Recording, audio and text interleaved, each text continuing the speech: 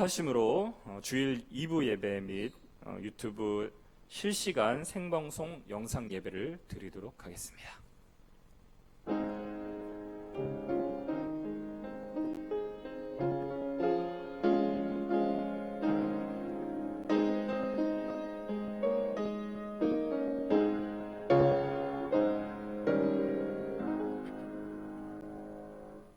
너희 안에 이 마음을 품으라. 곧 그리스도 예수의 마음이니 그는 근본 하나님의 본체시나 하나님과 동등됨을 취할 것으로 여기지 아니하시고 오히려 자기를 비어 종의 형체를 가져 사람들과 같이 되셨고 사람의 모양으로 나타나셨음에 자기를 낮추시고 죽기까지 복종하셨으니 곧 십자가에 죽으심이라. 이러므로 하나님이 그를 지극히 높여 모든 이름 위에 뛰어난 이름을 주사 하늘에 있는 자들과 땅에 있는 자들과 땅 아래에 있는 자들로 모든 무릎을 예수의 이름에 꿇게 하시고 모든 입으로 예수 그리스도를 주라 시인하여 하나님 아버지께 영광을 돌리게 하셨느니라. 아멘.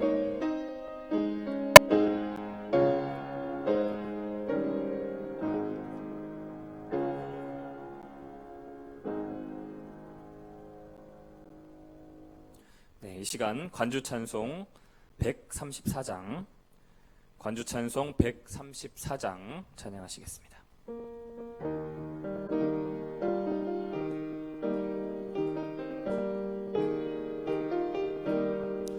예수 닮기 원합니다. 형제 자매 사랑하여 주와 같은 사랑으로 예수 닮기 원합니다.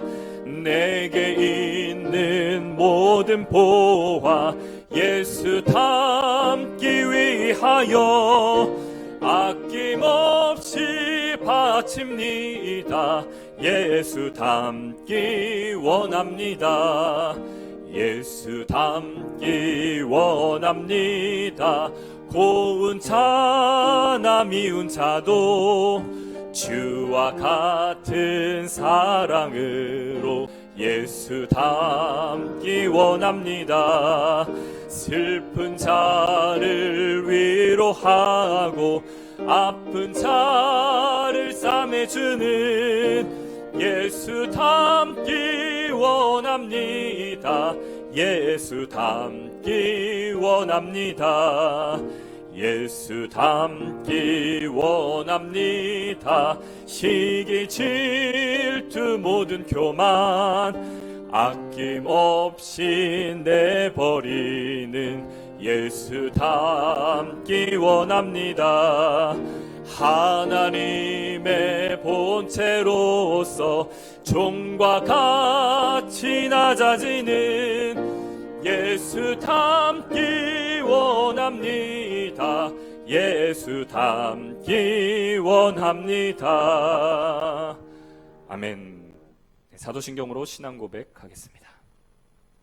전능하사 천지를 만드신 하나님 아버지를 내가 믿사오며 그 독생자 우리 주 예수 그리스도를 믿사오니 이는 성령으로 잉태하사 동정녀 마리아에게 나시고 본디오 빌라도에게 고난을 받으사 십자가에 못 박혀 죽으시고 장사한 지 사흘 만에 죽은 자 가운데서 다시 살아나시며 하늘에 오르사 전능하신 하나님 우편에 앉아 계시다가 저리로서 산자와 죽은 자를 심판하러 오시리라.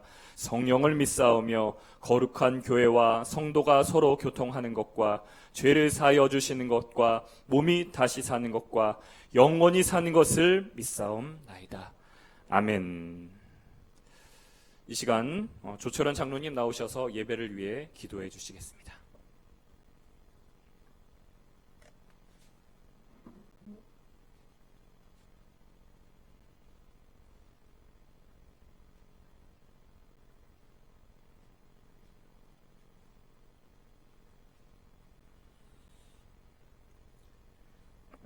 다 함께 마음 모아 하나님께 기도드리겠습니다. 고맙고 자비로우신 아버지 하나님, 하나님의 은혜와 사랑을 생각할 때마다 진심으로 감사를 드려옵나이다. 오늘도 진리의 성령의 인도하심을 받아서 진리 가운데 거하게 하여 주심을 진심으로 감사를 드려옵나이다. 고맙고 자비로우신 아버지 하나님, 지금 이 세상은 코로나로 인하여 어지럽고 혼란한 가운데 있습니다.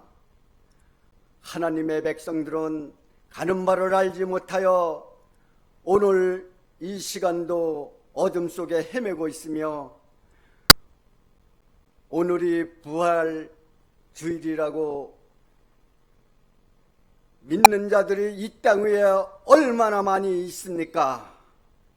고맙고 자비로우신 아버지 하나님, 지금 이 시대는 진리의 성령의 시대인 줄로 믿습니다. 고맙고 자비로우신 아버지 하나님, 진리의 성령의 역사를 통하여서 이제는 아버지 하나님이 하나님의 뜻대로 행할 수 있는 밝은 길을, 거룩한 대례의 길을 활짝 열어 주시기를 원합니다. 이제 아버지 하나님, 진리의 성령의 역사를 통하여서 4월 17일이 우리 주님께서 부활하신 날이요 탄생하신 날인 것을 온 세계상에 만방에 밝히 드러나 알게 하여 주시고, 또한 아버지 하나님, 하나님의 백성들이 이제는 주님의 뜻대로 행할 수 있는 길을 아버지 하나님 활짝 열어주시기를 간절히 바라고 원하옵나이다. 고맙고 자비로우신 아버지 하나님, 하나님의 이름 든 곳 실로 하나님의 집에 해마다 늘 드리는 절기가 있다는 것을, 이제는 금식이 변하여 희락의 절기가 있다는 것을 아버지 하나님 온 세계상에 널리 전파되게 하여 주시옵소서. 고맙고 자비로우신 아버지 하나님, 오늘 아버지 앞에 드리는 이 영상의 예배가 신령과 진정으로 드리는 예배가 되게 하여 주시고, 저희들 아버지 하나님, 주는 그리스도시요 살아계신 하나님의 아들이라고 고백할 수 있는 믿음의 시간이 되게 하여 주시기를 원합니다. 고맙고 자비로우신 아버지 하나님, 특별히 아버지 하나님 기도하고 원하옵나이다. 하나님의 뜻을 이루시고자 아버지 하나님 오늘도 행보하시는 보내주신 사명자 목사님, 아버지 하나님 영육간에 강건하게 하여 주시옵시고, 청년과 같은 힘을 더하여 주시사 조금도 피곤치 않게 하여 주시옵소서. 저희들 아버지 하나님 흰옷 입은 자들로서 주와 함께 다닐 수 있는 아버지 하나님 거룩한 자들로 축복하여 주심도 믿습니다. 오늘 아버지 하나님 이 시간 증거되는 말씀이 저희들에게 썩지 아니하는 영식의 양식이 되게 하여 주심을 믿사옵고, 길이요 진리요 생명이 되신 예수님의 이름으로 감사하며 간절히 기도드려사옵나이다. 아멘.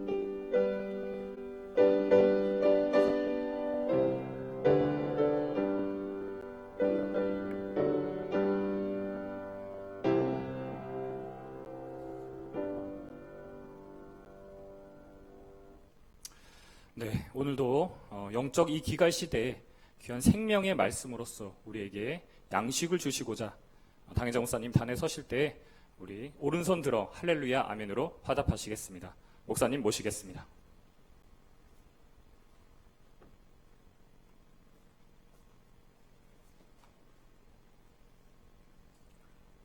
할렐루야.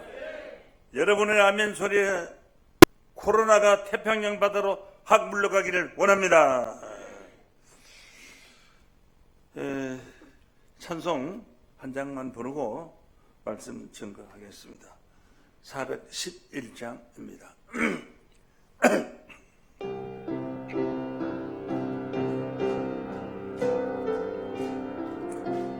아멘. 예수 사랑하심은 거룩하신 말일세. 우리들은 약하나 예수 권세만 또다. 날 사랑하신, 날 사랑하신, 날 사랑하신 성경에 써있네.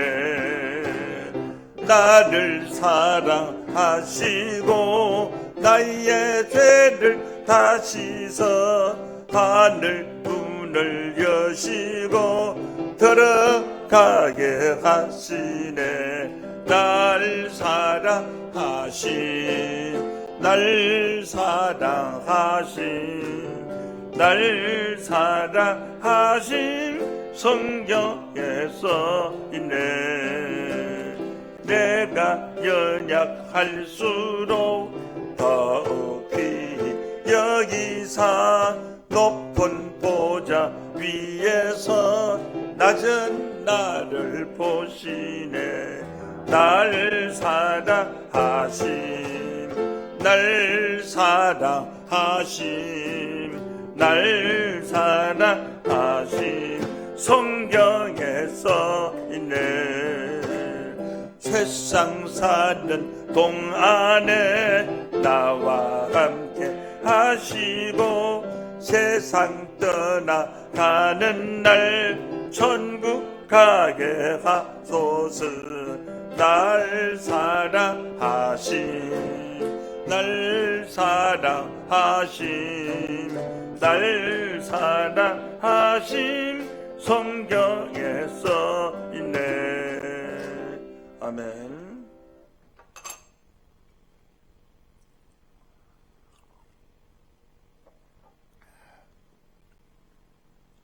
허락하신 말씀은 사도행전 17장 30절 말씀 보겠습니다.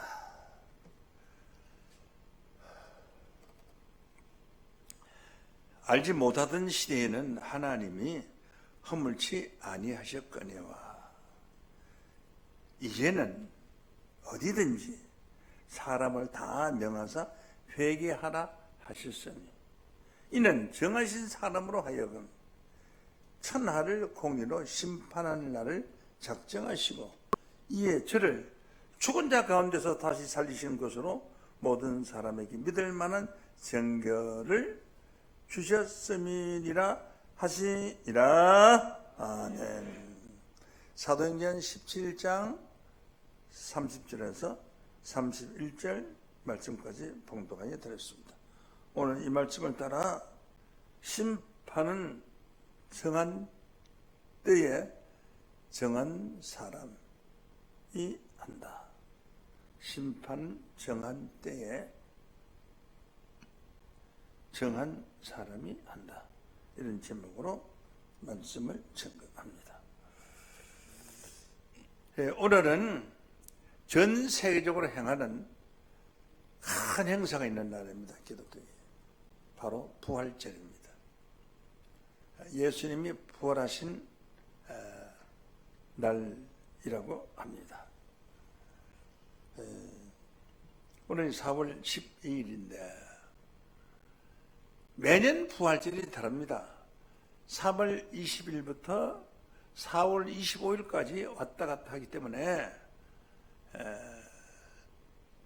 부활절이 매년 그 날과 달이 달라서 내년에 부활절이 몇 월 며칠인가를 모르는 이런 무섭강스러운 허리멍텅한 부활절을 1700년 동안 현재 지키고 있습니다.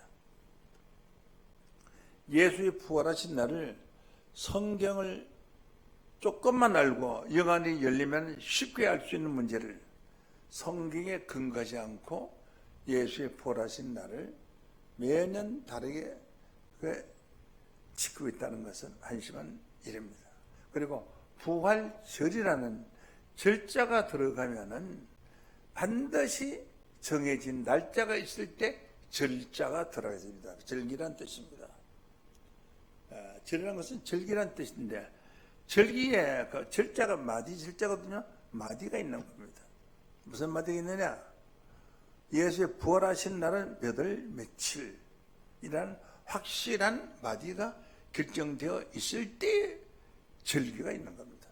무슨 절기든지 모든 절기는 구약의 절기나 신약의 절기나 세상의 절기나 정해진 날짜가 있을 때 부활절이라고 할 수 있고 절기라고 할 수가 있는 것이지, 날짜가 왔다 갔다 하는 것은 절기라고 할 수가 없습니다. 그래서 현재 부활절은 부활절이 아니고 무식한 자들은 부활절을 하는지 모르지만은 정상적인 말로 하면 부활주의를 지키고 있는 겁니다.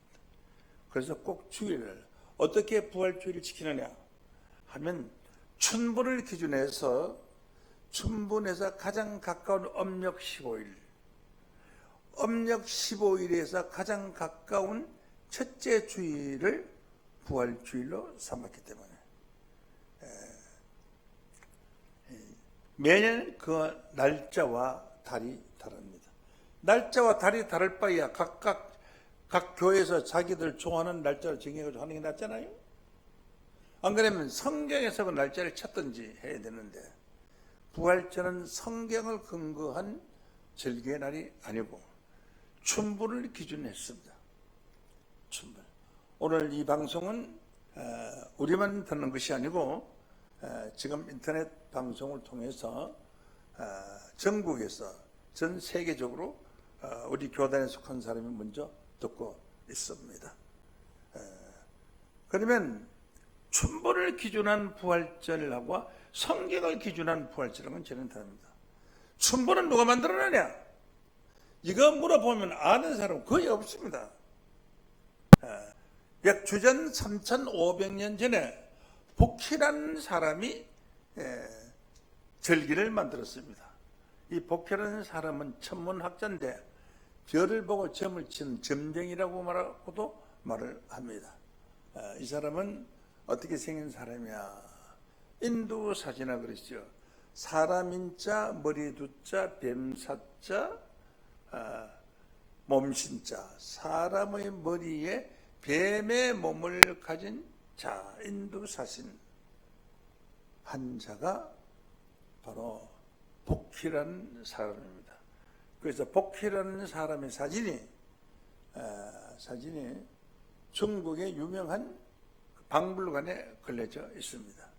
그 사람이 24절기를 만들어서 그 천문학적으로 얼마나 정확하게 그 천체를 보고 연구를 했든지, 실제의 그 낮의 길이와 밤의 길이가 같은 춘분, 또 낮의 길이와 밤의 길이와 같은 추분, 이것에 큰 지장이 없이 한 2일, 3일 정도 오차가 있고, 지금같이 과학적인 기계나 과학적인 시설을 통해서 찾는 그런 날짜가 아님에도 상당히 정확성이 있는 날짜라서 농사를 짓는 사람은 그 절기에 맞춰서 여러 가지 농사를 짓고 있습니다. 자, 이런 사람이 주전 3,500년 전에 사람의 몸에 뱀의 몸에 사람의 머리를 가진 이런 도깨비 같은 귀신 같은 사람이 만들어 놓은 춘분을 기준해서 예수의 부활절을 결정한 것은 아주 기독교의 모순적인 것이다. 부활절이 얼마나 귀중하냐. 예수님이 성탄을 냈어도 부활하지 아니하시지만 성탄이 값어치가 없는 것이고, 예수님이 십자가를 지셨어도 부활하지 아니하면 아무런 구원의 보람이 안 되는데, 예수님이 부활하심으로 말미암아 로마서 1장 4절 말씀에 보면 예수님이 하나님의 아들로 인정되신 것입니다. 이만 참 아주 소중한 날이에요. 이 소중한 날의 부활절을 춘분을 기준하고 중국에 있는 복희 점쟁이 모세가 정해놓은 그 날을 중심으로 해서 전 세계가 부활절을 1700년 동안 지키고 있다는 것은 참으로 부끄러워이다. 그럼 쉽게 알 수 있느냐? 부활절 아주 쉽게 알 수 있습니다. 어떻게 알 수 있느냐? 예수님이 3일 만에 운명하시고 3일 만에 부활하셨으므로 운명한 날 더하기 3일 하면 돼요. 운명하신 날만 알면 더하기 3일 하면 예수의 부활하신 날이 자동으로 나오는 거 아니겠습니까? 언제 운명하시느냐? 신약 성경에 보면 예수님이 사랑하는 제자들과 함께 성만찬을 하시고 그때에 베드로가 말했습니다. 주님이 우리를 따라올 수 없다고 말씀하시니 저는 죽어도 주님을 따라가겠습니다 라고 맹세를 했어요. 네가 맹세를 했지만 닭 울기 전에 나를 3번 부인하리라 라고 예수님이 말씀하시고 그날 저녁에 겟세마네 동산에 가서 핏방울이 땀방울이 되는 핏방울이 되는 그런 피눈물 나는 기도를 하시고 난 이후에 가는 유다를 앞세운 악당들로부터 붙잡혀서 재판을 받고 사형선고를 받고 골고다에서 십자가상에서 다음 운명을 하는데 했습니다. 근데 그 재판을 받는 도중에 닭이 울었어요. 그래서 베드로가 깜짝 놀라서 닭 울기 전에 네가 나를 3번 부인하려고 했던 그 말대로 자기가 예수를 모른다고 3번 부인했어요. 그 어떤 종들이 와서 당신은 예수의 제자가 아니냐고 물었을 때 또 어린아이가 와서 물었을 때 예수의 제자가 아니라고 난 예수가 누군지도 모른다고 이렇게 3번 부인하고 나는 게 닭이 울었어요. 닭이 울었다는 것은 무엇이냐? 예수님이 성만찬을 하고 나온 다음 날 하룻밤이 지나갔다는 뜻이에요. 그러니까 6월절 날 예수님이 6월절 만찬을 하고 다음 날 십자가에 달렸다는 증거가 바로 베드로가 통해하는 새벽 닭이 울은 것으로 봐서 알 수가 있고 6월절은 전 세계가 인정하는 4월 14일이 6월절인 것을 세상이 다 알고 있어요. 그러면 4월 14일 더하기 3이라면 4월 14, 15, 4월 14일 날 들었으니까 15일 날 다음 날 십자가에 지셨다고요. 그러니까 15, 16, 17일. 예수님은 4월 17일 날 부활하신 줄로 믿습니다. 성경에 이렇게 상세하게 쉽게 찾을 수 있는 부활절을 모르고 매년 날과 다르게 부활절을 지키고 있다는 것은 한시간 이르고 부활주의를 지키면서 부활절기라고 거짓말하고 있는 겁니다. 사전을 찾아보라고요. 절기가 어떤 것이 절기가? 날짜로 정해진 날짜가 있을 때만 절기라고 할 수 있는데 날짜가 정해져 있지 않는 부활주일날을 맞춰서 하신다고 해서 세상에 기념한 날짜에 하는 것이지 기념일을 그들 주일에 하는 사람이 어디 있어요? 전 세계 어떤 기념일도 주일을 기준해서 기념일을 하는 데가 없는 것입니다.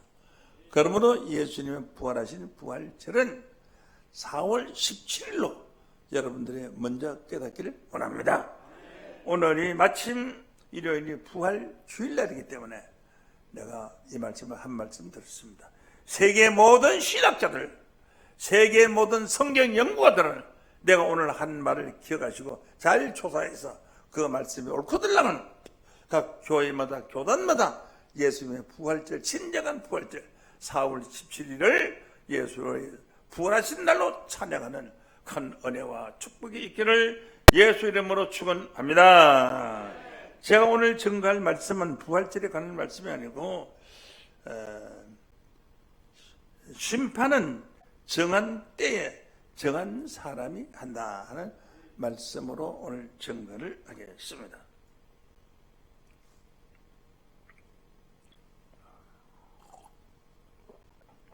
사람의 말은 아무나 말을 할 수 있지만은 그 증거하는 말이 성경에 근거 없는 성경과 다른 말을 하면 저주를 받을 것이라고 그랬어요.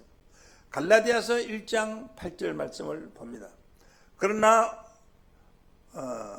우리나 혹 하늘로부터 온 천사로도 우리가 너에게 전한 복음 외에 다른 복음을 전하면, 예수의 제자들은 성경에 없는 다른 복음을 전하면 저주를 받을지어다 라고 했습니다. 그러면 성경에 근거가 없는 부활절은 다른 복음입니다. 다른 복음을 전하면 저주를 받을 것이라고 했습니다. 이사야 8장 20절 말씀에 보면 마땅히 율법과 증거의 말씀을 쫓을지니 그들의 말하는 바가 이 말씀에 맞지 아니하면, 말씀에 맞지 않는다는 것은 성경과 다른 말을 전하게 되면 그들이 정령이 아침빛을 보지 못하고 그랬습니다. 아침빛이라는 것은 햇빛을 말합니다. 해라는 것은 시편 84장 11절에 하나님은 해요 방패시라고 했으니까, 해를 아침빛을 보지 못한다는 것은 비유로 말하면 아침빛을 보지 못한다는 말이 되지만 실상으로 말을 하면은 하나님을 만날 수가 없다, 하나님 볼 수 없다, 천국 갈 수 없다 하는 말씀으로 깨우침 받기를 원합니다. 이렇게 해서 성경과 다른 복음을 전하면 저주를 받을 것이라고 했고, 계시록 22장 18절 말씀으로 보면 내가 이 책의 예언의 말씀을 듣는 각인에게 증거하노니 만일 누구든지 이것들 위에 더하면 하나님이 이 책에 기록된 지향들을 그에게 더하실 터요. 성경에 없는 말을 하게 되면은 성경에 기록되어 있는 지향들을 다 받게 된다. 성경에 기록된 지향 한 가지만 받아도 뼈다고 살아남지 못할 텐데 성 기록된 지향들을 다 받으면 어떻게 구원을 받을 수 있겠습니까? 성경과 다른 말을 전하는 자들은 일단 구원을 받을 수 없다는 이 말씀에 의한다면 우리는 하나님 말씀을 증거할 때 책임질 수 있는 말씀을 전해야 됩니다. 또 책임지는 말씀이라고 생각할 때 그 말씀을 듣고 실행하는 자가 되어야 할 줄로 믿습니다. 제가 전하는 이 말씀이 만약에 성경에 근거가 없는 말씀이라면 저는 지옥의 심판을 면치 못할 것입니다. 오늘 이 말씀이 성경에 근거가 있는 말씀으로서 여러분들이 하나님이 심판은 정한 때에 정한 사람을 통해서 이루어진다 하는 것을 깨우침 받는 축복이 있기를 원합니다. 지금까지는 예수님이 오셔서 예수님이 심판하신다고는 알아왔지만은 이제는 오늘은 정한 때에 정하신 사람이 심판을 한다 하는 말씀으로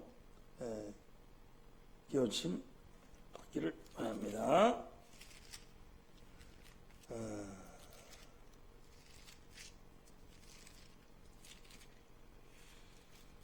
우선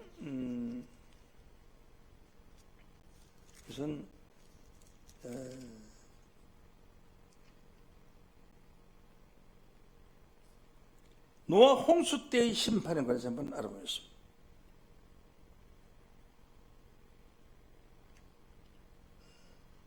노아 홍수 때의 심판에 관해서 알아보겠습니다. 이 심판 때에 정한 때에 정한 사람이 심판한다. 우선 요한복음 4장 14절을 보면 하나님은 영이신, 영으로 계신 분이에요. 또 고린도후서 3장 17절 말씀 보면 주는 영이시니 주의 영이 계신 곳에는 자유합니다. 영이 어떻게 와서 우리 사람을 심판할 수 없겠어요? 그래서 예수님이 육체로 계실 때에는 예수님이 하나님의 대언자가, 요한일서 1장 5절에 보면은 육체로 계실 때에는 예수님이 예수의 대언자가 됐어요. 보실까요? 요한일서 1장 5절. 1장 5절 찾기 힘들면은 요한복음 12장 47절 보겠습니다. 사람이 내 말을 듣고 지키지 아니할지라도 내가 저를 심판하지 아니하노라. 예수님이 말씀을 듣고 치지 아니한다고 할지라도 예수님이 심판하지 아니한다. 내가 온 것은 세상을 심판하려 함이 아니요 세상을 구원하려 함이로다. 예수님은 심판하러 오신 것이 아니라 세상을 구원하러 오신 줄로 믿습니다. 그러면 노아 홍수 때의 심판에 관해서 먼저 알아보도록 하겠습니다. 창세기 6장 9절로 봅니다. 노아의 사적은 이러하니라. 노아는 의인이요 당시에 완전한 자라. 그가 하나님과 동행하시더니 하나님과 같이 동행했다 하시더니 그가 세 아들을 낳았는데 셈과 함과 야벳이라. 때에 온 땅이 하나님 앞에 폐교하여 강포가 땅에 가득하다. 부패해서 전부가 다 온 땅이 강포가 가득하는 것 하다면서 뭐 깡패 같은 그 행동으로 사람들이 서로 악이 다툼하는 그런 그 역사가 있을 것을 말했습니다. 하나님 보신 땅이 폐기하였으니 이는 땅에서 모든 혈육 있는 자의 행위가 폐기함이었더라.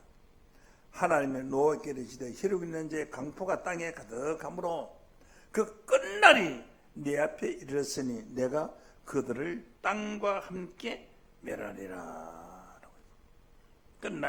끝날이 왔으니까 그들을 땅과 함께 멸하겠다. 다시 보시겠습니다.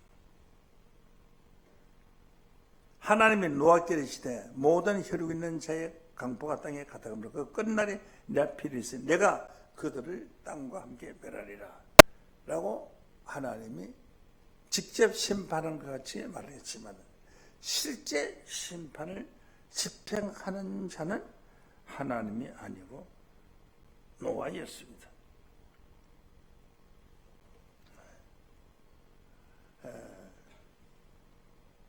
노아는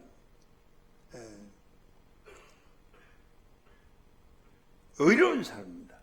창세기 7장 1절로 보면 여호와께서 노아에게 이르시되 너와 네 온 집은 방주로 들어가라. 내가 이 세대에 내 앞에서 의로움을 내가 보았어요. 방주로 들어가라. 내가 의로움을 보았노라. 그럼 방주에 들어갈 사람은 의로운 사람만 들어가게 되었어요. 창세기 6장 9절로 보면은 6장 9절로 보면 노아의 사적은 이러하니라. 노아는 의인이요 당시에 완전한 자라. 그가 하나님과 동행하였습니다. 하나님 같이 동행했어요. 하나님과 동행하는데 하나님이 직접 하지 않고 동행하는 노아에게 모든 것을 다 알려주고 모든 것을 다 심판을 행하게 만드신 것입니다. 노아에게. 그래서 하나님 심판이 있을 것을 하나님이 말한 것이 아니고 노아가 말을 한 거예요. 노아가 말한 거예요. 베드로후서 2장 5절 말씀에 보면은 옛 세상을 용서치 아니하시고 의를 전파하는 노아가 의를 전파한 줄로 믿습니다.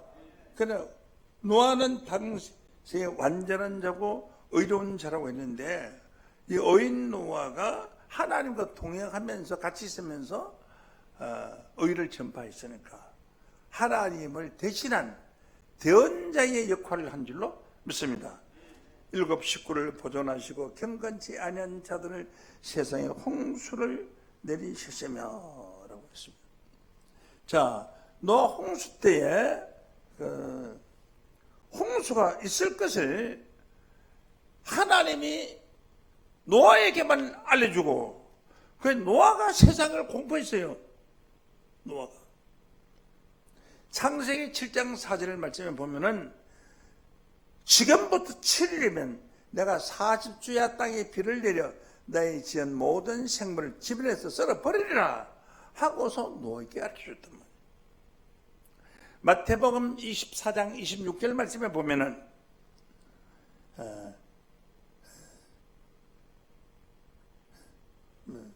마태복음 24장 36절 말씀에 보면은 그러나 그날과 그때는 아무도 모르나니 하늘의 천사들도 아들도 모르고 오직 아버지만 아시라니라. 그날이라는 것은 로마서 2장 16절에 보면 심판의 날이요.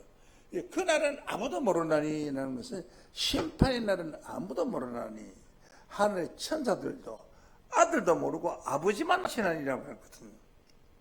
그게 노아 때에 그렇게 했다. 노아 때가 된 것 같이. 그리고 37절에 보면 노아 때와 같이 인자 임함도 그러리라고 했거든요. 그러면 노아 때에도 천사들도 모르고 아들들도 모르고 아버지만 아시라는 그 아버지가 노아한테 가르쳐 줬다니까. 아버지만 아시라는 아버지만 아시는 아버지께서 노아에게 가르쳐 줬어요. 창세기 7장 4절. 지금부터 7일이면 내가 40주야를 땅에 비를 내려 나의 지은 모든 생물을 지변에서 썰어버리라 했으니까 이것을 아는 사람은 노아인 줄로 믿습니다. 그래 노아 때에도 마찬가지죠. 노아와 같은 인자의 때에도 예수님 때에도 마찬가지라. 그래서 미리 알려줬기 때문에 노아가 방주를 지은 거 아니에요. 방주를 짓는 기간이 몇 년이 10년이 걸리는지 5년이 걸리는지 모릅니다.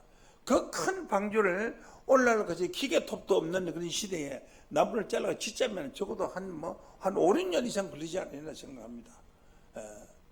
그 큰 방주가 약 1000평이 넘는데 우리 건물 같은 이런 큰 방주를 짓자면은 몇 년이 걸릴 수가 있겠어요? 그것도 통나무를 갖다 짓자면 얼마나 더 무겁고 힘들겠습니까?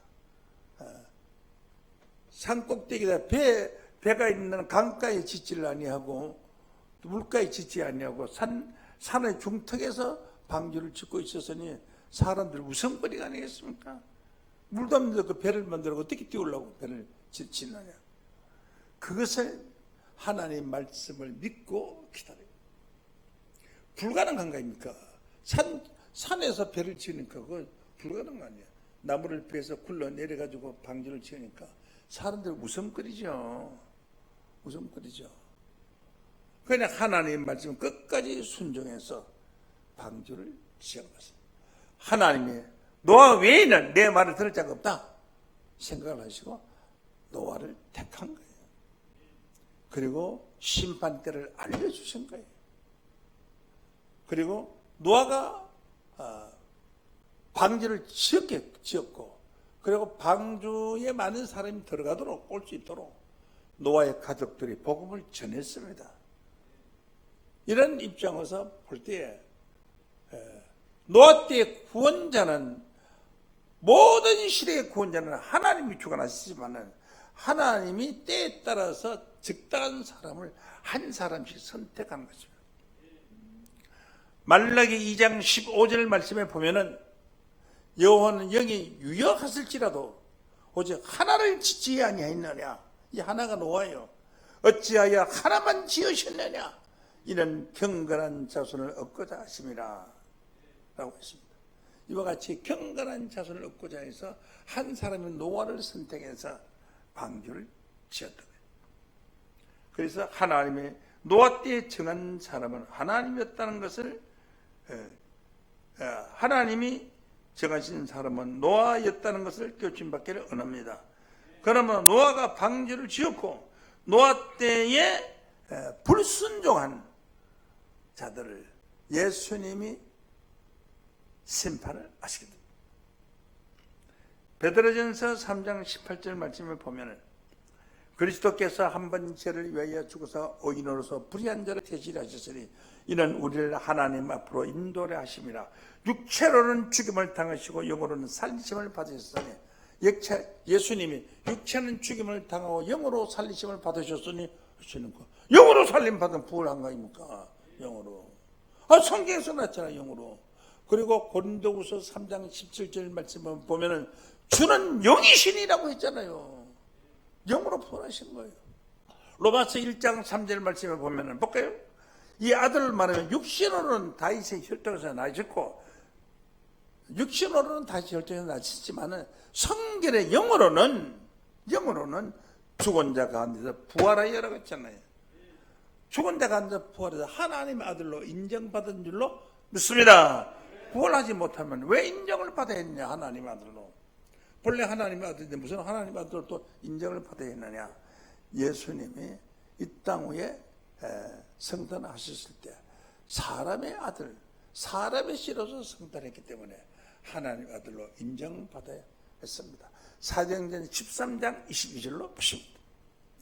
피하시고 다윗을 왕으로 세우시고 정가에 깔아서 내가 이새의 아들 다윗을 만나니 내 마음이 합한 사람이라. 다윗에게 내가 뜻을 다 이루게 하리라 하시더니 하나님의 약속하신 대로 이 사람을 씌어서 이스라엘을 위하여 구주를 삼으셨으니 곧 예수라. 예수님이 사람을 씌러 왔기 때문에 하나님의 아들을 되자면 인정을 받아야 될 거 아니에요. 그래서 인정받은 줄로 믿습니다. 자, 이렇게 해서 하나님 아버지만 아신 그날을 노아는 알고 있습니다. 결국 홍수 심판은 하나님이 노아를 통해서 이루셨다는 사실을 알 수가 있습니다. 노아 때에 정한 사람은 바로 노아였다 하는 사실을 교훈 받기를 원합니다. 다음 소돔 고모라 때의 심판에 관해서 보시겠습니다. 이 소돔 고모라의 심판을 보게 되면 참 재밌는 말씀이 있어요. 하나님이 정한 사람은 죄가 있어도 그냥 봐준다니까. 하나님이 정한 사람, 내가 이 사람을 사자로 세워야 되겠다 할 때는 하나님이 혹시 좀 잘못 있어도 봐주신다고. 그런 내용을 내가 성경으로 보여주겠습니다. 어떻게 정했느냐? 정할 때는 이 태에서 나오기 전부터 정했어요. 에레미야 1장 5절 말씀으로 보면은 내가 너를 복중에 짓기 전에 알았고, 에레미야를 보고 하는 얘기예요. 네가 태에서 나오기 전에 너를 구별하였고 너를 열방의 선지자로 세워놓으라. 이와 같이 열방의 선지자가 된 에레미야도 복중에 짓기 전에 알았어요. 그러므로 노아 홍수의 심판이나 소돔 고모라의 심판도 하나님이 사람을 정했어요. 어떤 사람을 통해서 노아 홍수 심판을, 어떤 사람을 통해서 소돔 고모라를 심판할 것인가라고 했습니다. 창세기 18장 17절로 보면은 하나님이 아브라함에게 말했어요. 뭐라고 말하냐? 나의 하려는 것을 내가 아브라함에게 숨기겠느냐 하니까 하나님이 하려는 것을 아브라함에게 알려준 겁니다. 알려준 겁니다. 그래서 아모스 3장 7절 말씀으로 보면은 주 여호와께서는 자기의 비밀을 그 종 선지자들에게 알리지 않고는 행하심이 없으시라고 했어요. 꼭 알려준 줄로 믿습니다. 그래서 알려주는 자가 있어야 알 거 아니에요. 마태복음 25장에 보면은 슬기로운 열 처녀와 어리석은 열 처녀가 한 자리에 모였는데 신랑이 올 때 알려주는 자가 있었어요. 신랑이 이러다 맞으러 나오라 하고 알려주는 자가 있으니까 그 열 처녀가 자다가 다 깨어나 졸며 자다가 다 일어나서 신랑을 맞이할 준비를 한 것 아닙니까? 알려주는 자가 있기에 마련이에요. 성경적이에요, 그게요. 자, 그러면은 아브라함에 관해서 한번 보게 되면 창세기 12장 1절에서 2절을 봅니다. 여호와께서 아브라함에게 이르시되 너는 너의 본토 친척 아비 집을 떠나 내가 네게 지시할 땅으로 가라. 자기가 평생 동안 살던 조상의 땅을 떠나서 네 지시하는 땅 가나안 땅으로 가라 그랬어요. 가라. 그때 아브라함은 즉시 순종을 했습니다. 그때 아브라함의 나이가 75세였고 아내 사라의 나이가 65세였어요. 10살 차이 났어요. 창세기 12장 11절에서 13절에 보면은 무슨 말씀이 있는가 하면 아브라함이 자기 아내한테 말을 했어요. 여보, 당신은 너무 이쁘고 잘생겼어. 그러니 당신을 차지하려고 나를 죽일 사람들이 나올 줄 모르니까 나를 남편이라고 하지 말고 오빠라고 해라. 오빠라고. 그래야 나는 당신 누이 동생이라고 당신이 말을 해주시오. 그래야 내가 살아남는다. 그래 아내하고 둘이 짰어요. 짰는데 무슨 일이 생기느냐?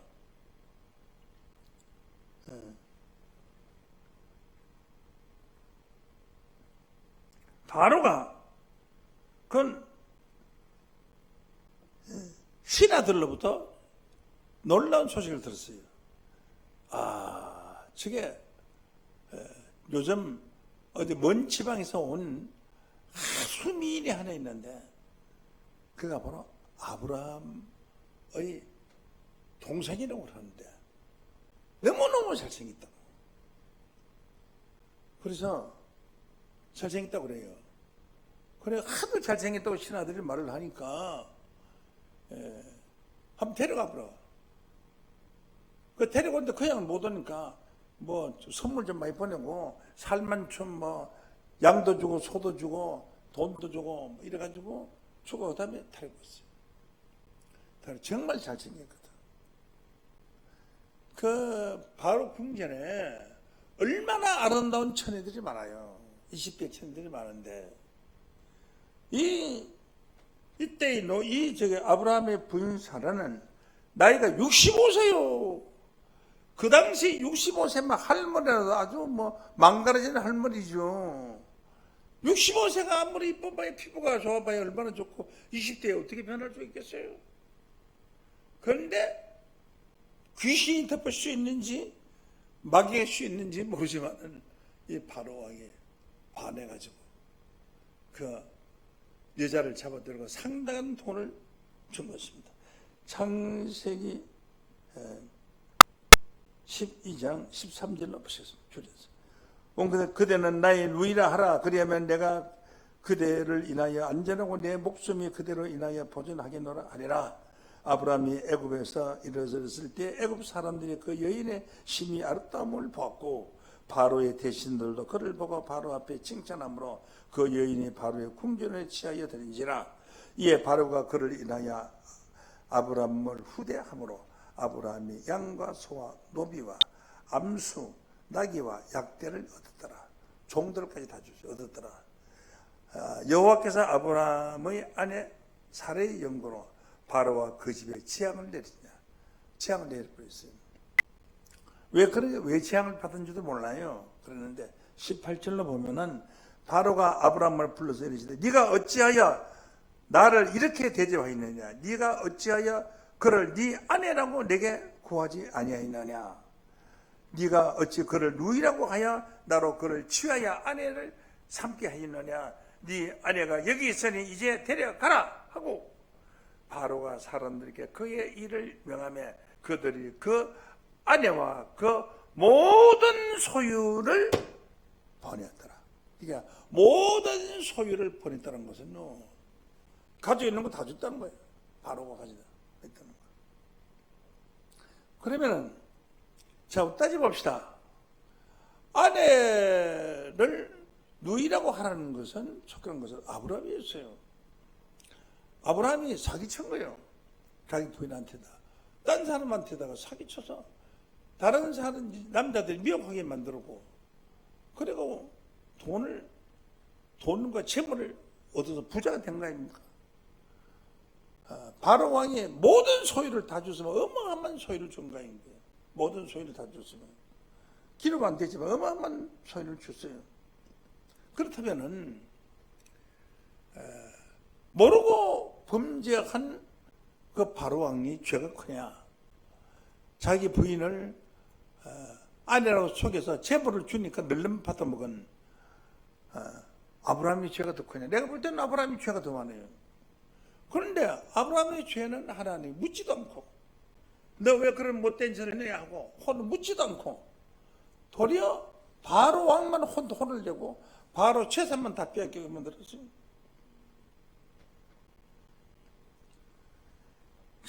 참 재미있고 멋진 말씀입니다. 이 아브라함은 창세기 12장 2절로 보면은 너는 내가 지시할 땅으로 가라라고 했고 그리고 내가 너로 큰 민족을 이루고 네게 복을 줘 네 이름을 창대케 하리니 너는 복의 근원이 될지라. 복의 근원이 될 사람이 어떻게 거짓말을 쪼개내냐고요. 자기 아내가 다른 남자에게 팔려갈 때 받기로 왜 받냐고 돈을 그냥 주지. 왜 받냐고 사람은 재물을 받고 나서 그 다음에 아내를 보냈고 또 아내가 돌아올 때에 왕이 그 허물을 벗으려고 모든 재물을 다 줬다 했잖아요. 어마어마한 부자가 돼요. 바로 왕이 가진 재물이 뭐 대단하지 않습니까? 모든 소유를 다 보냈다고 그랬어요. 창세기 12장 13절 20절까지 말씀, 20절만 보시죠. 바로가 사람에게 그 일을 명하며 그들이 그 아내와 그 모든 소유를 보냈더라. 그러니까 왕이 가지고 있는 재분이 뭐 어마어마한 재분인데 그걸 소유를 다 보냈다는 거죠. 아브라함은 복의 근원이 될 사람인 거예요. 좀 하나님 일을 하는 사람, 잘못된 것이 있어도 눈 감아 주시고, 그 아브라함보다도 아주 덜 잘못한 사람에게 엄청난 재물을 빼앗아서 도리어 아브라함 갖다 주어서 아브라함이 부자 되게 만들었어. 거짓말하는 아브라함을 부자 되게 만들었지. 그래서 창세기 13장 1절에서 2절을 보면은 아브라함이 애굽에서 나올새 그와 그 아내와 모든 소유며 롯도 함께 남방으로 올라가 모든 소유를 가지고 아브라함이 2절 아브라함에게 육축과 언금이 풍부하더라. 짐승들 얼마나 많이 줬는지 언금이 건강음이 막 풍족하다는 거예요. 간만으로 개짝으로 막 싣고 나고 삽시간에 부자 된 거야. 아직 아내 팔아먹고 그저만 그 아내도 뭐 무슨 젊은 아내도 아니고 65세나 되는 늙어 빠진 할망구 가지고 그래가지고 참 우스꽝스러운 성경에 기록되는 말씀이지만 우스꽝스러운 말씀 아닙니까? 이건 무슨 의미입니까? 하나님이 택한 사람은 죄가 있어도 덮어주고 허물을 덮어주고 도리어 부자되게 만들어줬다는 사실을 교침받기를 원합니다. 하나님이 정하신 사람이기 때문에.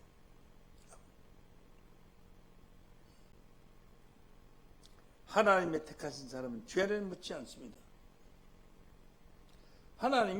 아브라함이 하나님께 부탁을 했습니다. 하나님께서 소돔 고모라를 심판하신다면은 거기에 의인들도 있는데 그 의인을 죄인과 함께 멸하려고 하십니까? 라고 하니까 내가 그곳에 의인 50명만 있으면 내가 죄를 주지 않고 심판하지 않아 하겠노라 그랬어요. 아무리 생각을 해도 50명이 없을까 싶어요. 만약에 50명에서 5인이 모자라는 45인만 있으면 어떡하겠습니까? 내가 45인으로 인하여 소돔성을 심판하지 아니하리라. 그러니까 또 아브라함이 만약에 거기서 또 5인이 모자라는 40명만 있으면 어떻게 하겠습니까? 40명만 있어도 내가 심판하지 아니하리라. 주여 한 번만 더 부탁합니다. 만약에 30명이 있으면 어떻게 하겠습니까? 30명이 있어도 내가 소돔 고모라를 심판하지 않겠노라. 이번엔 마지막인데요. 20명만 있으면 어떡하겠습니까? 용서해 줘야 되죠. 그래, 이 말만 들어 용서해 줘야지. 20명만 있어도 소돔성은 심판하지 않겠노라. 아무리 생각을 해도 20명에서 들어있습니다. 만약에 의인 10명만 있으면 어떡하겠습니까? 여섯 번째는 의인 10명만 있어도 내가 그 성을 용서하지 아니하리라. 용서하리라 그러고 있어요. 10명만 있어도. 의인 10명이 없어서 소돔 고모라 성이 멸망한 거 아닙니까? 노아 때 의인이 10명만 있으면 되는 8명밖에 없었기 때문에 2명이 모자라서 노아 홍수 심판을 받은 것 아닙니까? 6번이나 번복해서 부탁을 한 거예요. 이 이상 더 번복해서 부탁을 할 수가 없었던 것입니다. 여기에는 전부 사람이 주동이 되어 있어요. 사람. 소돔성에 들어갔을 때, 천사들이 들어갔을 때, 그 천사들이 사람 천사들이에요. 그 천사들을 롯이 대접을 융숭히 하고, 자, 발을 씻고 여기에서 주무시고 내일 갈 길을 가져서라고 하니까 우리가 격려하리라. 소돔성에 어떤가를 보러 내가 왔으니까 우리 밤을 한번 소돔성에 가서 야간 순행하면서 지내보는 것이 좋겠다라고 하고 말을 했습니다. 그때 그 사람들이 말하기를 천사가 사람으로 온 천사예요. 사람이에요. 우리와 똑같은 사람. 창세기 19장 13절을 봅니다. 그대에 대하여 부르짖으며 여호와 앞에 가므로 여호와께서 우리로 이곳을 멸하러 보내었나니 우리가 멸하리라. 우리를 이곳에 멸하러 보내는 우리가 심판하는 게 사람이 심판하는 거죠. 소돔 고모라 성을 하나님이 심판했다고 그러는데 물론 하나님이 하신 것은 맞지만 하나님이 사람을 시켜서 한 거지. 정하신 사람. 천사의 사람을 시켜서 한 것이. 아방이 얼마나 못된 왕인 줄 알아요. 이스라엘 선지자들을 다 죽였어요. 바알 선지만 살인한 것도 다 죽였어요. 그러나 못된 아방이 기셉 사람 엘리야라는 사람이 나타났어요. 열왕기상 17장 1절. 길앗에 오고 하는 자 중에 디셉 사람 엘리야가 아합에게 고하되 나의 성기는 이스라엘 하나님 여호와의 40년을 가리켜 맹세하노니 내 말이 없으면 수년 동안 우로가 있지 아니하리라고 했거든. 얘는 무슨 선지자라는 가족도 없고 족보도 없고 아무것도 그냥 디셉에 사는 사람이 비람거리 나타나가지고 엘리야라는 사람인데 나타나가지고 내 말이 없으면은 수년 동안 우로 비나 이슬도 내리지 않을 것이다. 이렇게 말했어요. 그 심판하는 사람이 벼랑간에 나타나는데 유명한 사람이 아니에요. 이름도 없던 사람이에요. 그냥 디셉 사람이에요. 디셉 사람. 선지자도 아니에요. 그냥 디셉 사람이라고 해요. 사람이. 이 사람이 나타나서 심판을 합니다. 3년 반 동안 비가 내리지 아니하고 3년 반 후에 비가 또 내리게 하는 자가 바로 엘리야였습니다. 바다 쪽에 손바닥만한 구름이 또 올라와서 자 무엇이 올라오는 거 보라. 종을 세우는 게 보이지 않습니다. 또 다시 가서 무엇이 올라오는 거 보라. 먼 곳을 보라. 보이지 않습니다. 또 가서 세 번째 가서 보니까 손바닥만한 구름이 떠올린다이다. 그러면 되었다. 빨리 왕에게 궁전에 빨리 들어가라고 해라. 궁전에 들어가기 전에 소낙비가 내릴 테니까 빨리 들어가게 해라. 그래서 왕이야 빨리 궁전에 들어가셔서 왕께서 궁전에 들어가기 전에 소낙비가 내리다. 그래가지고 엘리야의 말만 믿고 그냥 궁전을 빨리 달려 들어갔는데 언제 보니까 엘리야가 앞에 가고 있어요. 왕이 먼저 출발했는데 엘리야가 앞에 타고 저때 가서 보니까 엘리야 어떻게 나중에 출발하는 사람이 더 앞서갔느냐. 이 디셉 사람이 엘리야는 사람이었어요. 디셉 사람은 사람이었고 아무런 하나님의 일을 해가서 하나님의 복받은 사실도 없고 그냥 디셉 사람 엘리야가 하나님이 택한 사람. 나를 죽이려고 하는 사람이 꽉 찼습니다. 다 죽이고 이스라엘이 선지자 나 하나밖에 안 남았습니다. 나마저 죽이려고 합니다. 아니다. 너 외에 남겨둔 사람이 7,000명이나 있다. 보자는 7,000명이나 있다. 이런 사실을 볼 때 하나님께서 그 이스라엘을 범죄한 이스라엘 바알 선지 450명을 심판하실 때에 하나님이 택한 사람 엘리야가 기손 시내까지 나가서 바알 선지 950명을 다 죽인 거 아닙니까? 하나님의 택한 사람 시내마다 택한 사람이 심판했어. 공중에 뭐 날라와서 공중에 뭐 폭탄이 날라와서 막 심판은 그런 게 없어요. 전부 사람이 심판했어. 이 엘리야는 디셉 사람으로서 공로가 있는 자가 아니었고 하나님이 미리 정한 사람이었다는 사실을 교훈받기를 원합니다. 세상 끝날의 심판은 어떻게 될 것인가? 끝날의 심판은 마태복음 13장 37절 말씀으로 보면은 대답하여 가라사대 좋은 씨를 뿌리는 인자요 밭은 세상이요 좋은 씨는 천국의 아들들이요 가라지는 악한 자의 아들들이요 가라지를 심은 원수는 마귀예요 추수 때는 세상 끝이요 추수꾼은 천사들이니 그런즉 가라지를 거두어 불에 사르는 것과 같이 세상 끝에도 그러하리라. 천사들이다. 천사.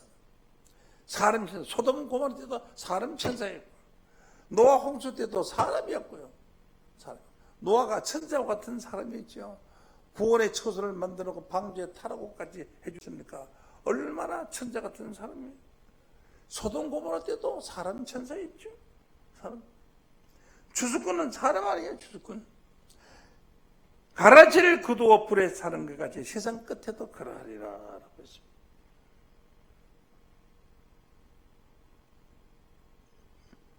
자, 계시록 고린도전서 6장 2절로 보면은 고린도전서 6장 2절로 보면 성도가 세상을 판단할 것을 너희가 알지만 세상을 판단하는 판사가 성도의 성도 하나님이 한 거예요. 성도가 세상을 판단할 것을 너희가 알지 못해 세상도 너희에게 판단을 받겠거든 지극히 작은 일 판단하기를 감당치 못하겠냐. 세상에 일어나는 것을 옳고 그러면 성도가 다 판단할 수 있다. 성도에게 심판 권세가 지어지는 건데 성도가 판단하는 것입니다. 성도가 세상 왕을 심판하고 판단하는 거예요. 시편 149장 5절로 보면은 성도들은 영광 중에 즐거워하며 저희 침상에서 기쁨으로 노래할지어다. 성도들이 영광 중에 즐거워하고 기쁨으로 노래하는 말이야. 그 입에는 하나님의 존영이요 그 수중에는 두 날 가진 칼이로다. 성도는 하나님의 존영, 존귀와 영광이요. 다른 일을 하면 그 수중에는 두 날 가진 칼이로다. 두 날 가진 칼이 입에 가진 칼입니다. 이것으로 열방을 보수하며 보복하고 원수를 갚으며 민족들을 벌하며 저희 왕들을 사슬로 저희 귀인들을 철광으로 결박하고 기록된 성경에 기록된 판단대로 저희에게 시행할지로다. 이런 영광은 그 모든 성도에게 있도다. 할렐루야. 성도가 세상을 판다. 앞으로 성도가 되는 거룩한 무리가 성도입니다. 자, 이래서 예수님이 하늘 심판의 권세를 받은 예수님이 모든 심판 권세를 이기는 자에게 주는 것, 넘겨주는 겁니다. 계시록 2장 26절 말씀으로 보면은 이기는 자와 끝까지 내 일을 지키는 그에게 만국을 다스리는 권세를 주리니 예수님이 이기는 자와 예수의 일을 지키는 그에게 만국을 다스리는 권세를 주니까 예수가 주니까 받는 자는 예수가 아닌 줄로 믿습니다. 왜 그러냐? 예수님은 이 땅에 오셨을 때 심판의 권세를 받았을 때는 육체로 계실 때였어요. 그런데 예수님이 십자가를 지시고 영으로 지금 돌아가셨단 말이에요. 고린도후서 3장 17절 말씀에 보면 주는 영이시니라고 말씀을 했지 않습니까? 예수님은 영으로 계시고 로마서 1장 3절에도 예수님의 영으로 부활하신 것을 말씀하신 것 아닙니까? 그러므로 심판은 영이 어떻게 와서 심판합니까? 사람이 심판하죠. 그래서 하나님께서 정하신 사람에게 이기는 자에게 심판 권세를 줬습니다. 이기는 자는 어떤 자냐? 이기는 자는 세상에 심신 사람이 아니고 예수 믿는 자입니다. 그게 성경에 어떻게 기록됐냐? 요한 1서 5장 4절 말씀에 보면은 대저 하나님께로 난 자마다 세상을 이기나니라. 하나님께로 난 자는 하나님의 아들이죠. 세상을 이기면 이것이 우리의 믿음이니라. 믿음으로 이기는 자. 예수께서 하나님의 아들이심을 믿는 자가 아니면 예수님이 하나님의 아들이라는 것으로 믿는 자가 아니면 세상을 이기는 자가 누구냐? 그러면 이기는 자는 예수 믿는 자인 줄로 믿습니다. 예수 믿는 자에게 하나님께 받은 심판 권세를 예수님이 넘겨줘 버렸어요. 이기는 자고 끝까지 내 일을 지키는 그에게 만국을 다스릴 권세를 주리니 그가 철장을 가지고 저희를 다스려 질그릇 깨트린 것과 같이 하리라. 나도 내 아버지께 받은 것이 그러하니라.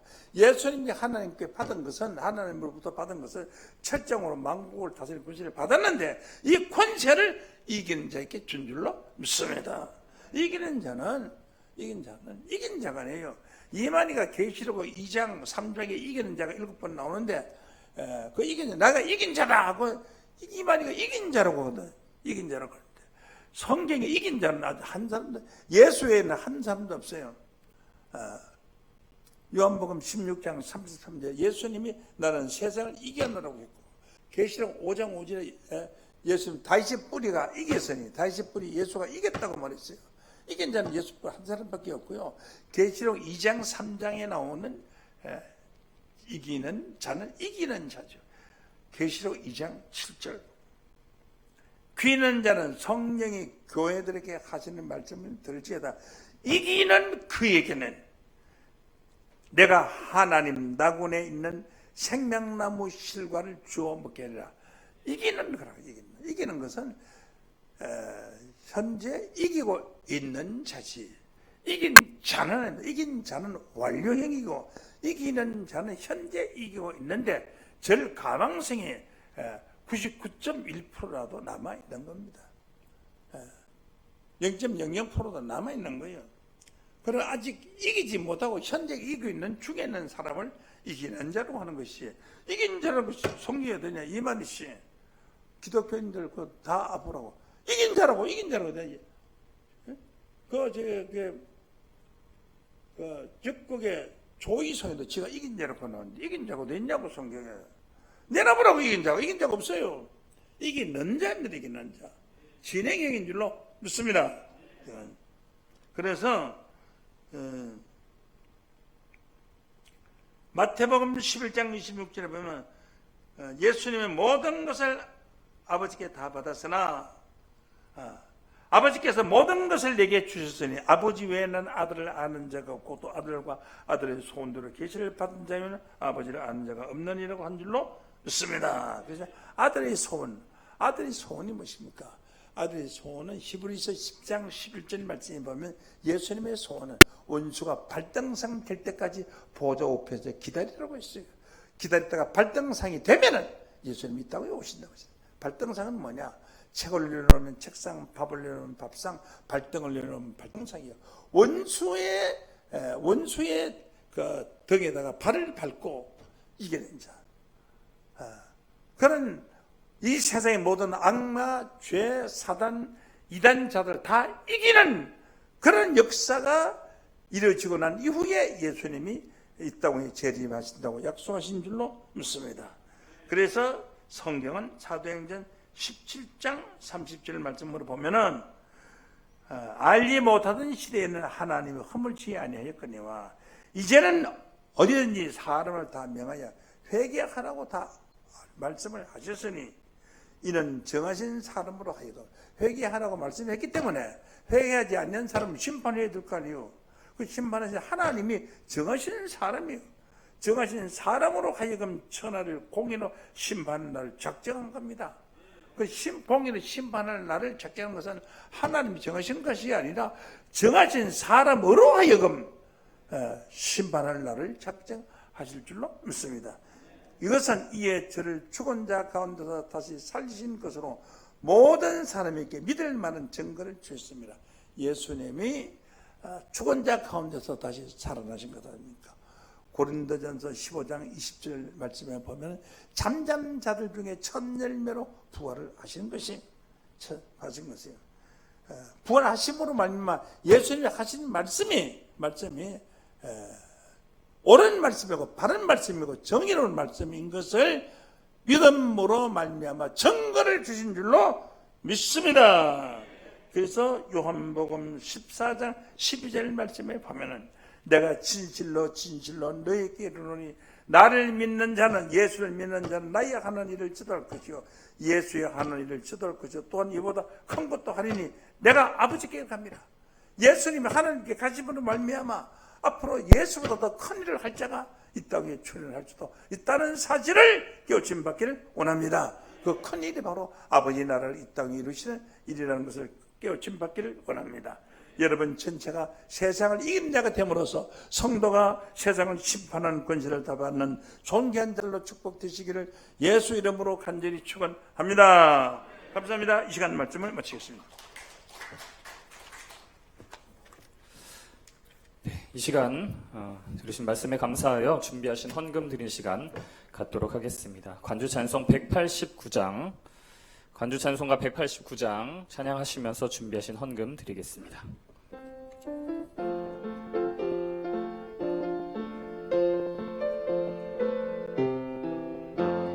주와 같이 길 가는 것 주와 합한 연고요 주와 함께 대화함은 말씀 받은 연고라 한 걸음 한 걸음 그 나라 향하니 날마다 날마다 에덴 낙원 가깝네 주와 같이 길 가는 것 진리 성령 역사요 모략의 신 역사하니 가지의 날 이루네 한 걸음 한 걸음 그 나라 향하니 날마다 날마다 에덴 낙원 가깝네 주와 함께 길 가는 것 주님 소원 이루네 마귀 발등상이 되면 보좌 우편 떠나시니 한 걸음 한 걸음 그 나라 향하니 날마다 날마다 에덴 낙원 가깝네 우와 함께 길 가는 것 옛날 선지 성현들이 계시받은 예언대로 들이르며 가겠네 한 걸음 한 걸음 그 나라 향하니 날마다 날마다 에덴 낙원 가깝네 주와 같이 길 가는 것 천국 가는 길이니 골고다의 고갯길도 주님 함께 가겠네 한 걸음 한 걸음 그 나라 향하니 날마다 날마다 에덴 낙원 가깝네 아멘. 잠시 광고 말씀 드리겠습니다. 지금 코로나19로 인해서 정상적인 예배를 드리지 못하고 있습니다. 영육간에 많이 힘드신 가운데 있지만 여러분들 기도로서 이 어려운 사태를 이겨내시고 또한 이 영상 설교를 통하여서 여러분들 영의 양식을 통하여서 또한 이겨내는 여러분 되시기를 원합니다. 이 코로나19로 인해서 지금 예정돼 있던 4월 17일 부활절 행사가 4월 27일로 연기됐습니다. 여러 가지 상황을 고려해서 연기하였으니까 여러분들 이해해 주시고 참석 대상자와 또한 세부적인 부분은 또 추후 공지해 드리도록 하겠습니다. 네, 목사님 들으신 헌금에 축복하시고 축도하심으로 주일 2부 예배를 마치도록 하겠습니다. 예, 길 마치겠습니다. 고맙습니다. 잠깐 기도합니다. 사랑 많으신 아버지 하나님, 코로나가 보이지 않는 귀신과 같은 악마의 병이 세상을 휩쓸고 있습니다. 감사하기는 우리 교단에 단 한 사람도 코로나에 걸린 자가 없이 건강을 회복하게 하여 가질 수 있게 하여 주심에 감사를 드립니다. 앞으로도 이 코로나에 전염되는 사람 한 사람도 없도록 하나님 지키고 보호하여 주시기를 원합니다. 오늘 주신 말씀에 감사해서 헌금했습니다. 금액이 많고 적음 보지 마옵시고 오늘 헌금 쓰는 것마다 하나님 영광이 드러나며 하나님 영광이 드러날 때마다 헌금은 모든 가정 위에 온 가족의 건강과 가정의 화목함과 형통함이 사업의 형통한 축복이 있게 하여 주실 것을 믿습니다. 수술 회복 감사했습니다. 변호준 권사님 난소 근종 제거 수술 빠른 회복 이루어지게 하여 주옵소서. 소원하는 교부장님의 애타는 기도를 들어 이루어 주실 것을 믿습니다. 주님 사랑에 무한 감사 드립니다.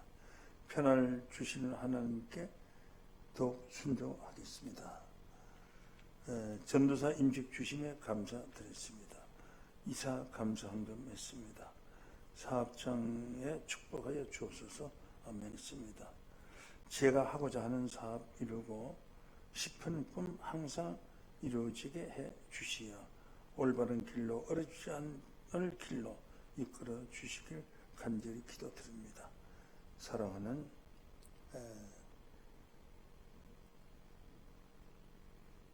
사회 애절한 기도를 이루어 성취케 하여 줄 것을 믿습니다.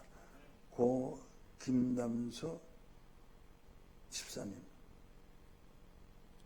장례 은혜 잘 치렀습니다. 아버지 하나님께서 고인의 영혼을 받아주셔서 이 땅에서 있었던 모든 죄를 다 사하여 주시고 죄 없는 자로 하나님 앞에 보정을 받아 구원함이 이르되 그 이름이 생명책에 농명되어서 영원한 구원의 보장받게 하여 주시고 마지막 날 신령한 자로 부활하여 영생공당 누리게 하여 주심을 믿습니다. 고 조재관 박순중님의 영혼을 부탁드립니다. 그 이름을 하늘의 생명책에 농명하여 주셔서 구원을 보장하여 주시고 마지막 날 신령한 자로 부활하여 영생공당 누리게 하여 주실 것을 믿습니다. 자비로우신 아버지 하나님, 오늘 하나님의 성전에 나오지 못하고 방송으로 이 예배를 보고 있는 사랑하는 모든 자들을 일일이 기억하여 주셔서 하나님께서 각자의 소원하는 기도를 다 들어 응답하여 주시기를 원합니다. 이루어 주실 것을 믿습니다. 이제는 온 세상에 가득한 예수 그리스도의 무한하고 크신 은혜와 온 세상을 다 주고도 바꿀 수 없는 하나님의 크고도 넓으신 사랑이 오늘 이 자리에 참석한 모든 자들과 모든 자들의 가정 위에 성삼위님의 은총 지금부터 영원토록 함께하게 하여 주시기를 예수님의 거룩하신 이름으로 간절히 축원하옵나이다. 아멘.